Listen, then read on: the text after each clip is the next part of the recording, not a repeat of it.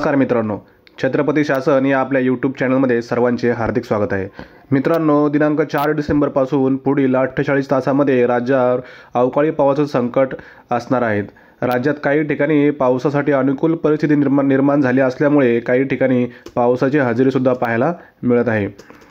तर देशात राज्यात सध्या थंडीची लाट पाहायला मिळत असून पुढील काही दिवसात हवामान बदल होताना पाहायला मिळत आहे। देशात राज्यातही काही भागात पावसाची शक्यता असल्याचा अंदाज हवामान खात्याने वर्तवला आहे।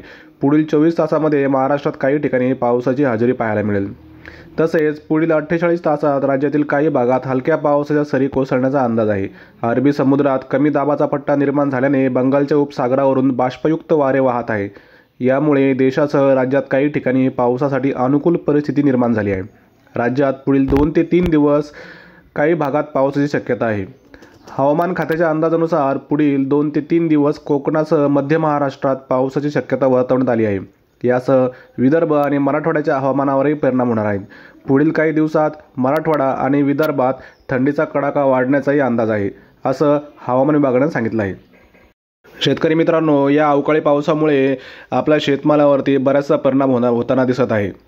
यामुळे सर्व शेतकऱ्यांनी काळजी करण्याचे लक्ष दिले पाहिजे। मित्रांनो, हा व्हिडिओ आवडल्यास चॅनलला लाईक, शेअर आणि सबस्क्राईब करायला विसरू नका। धन्यवाद।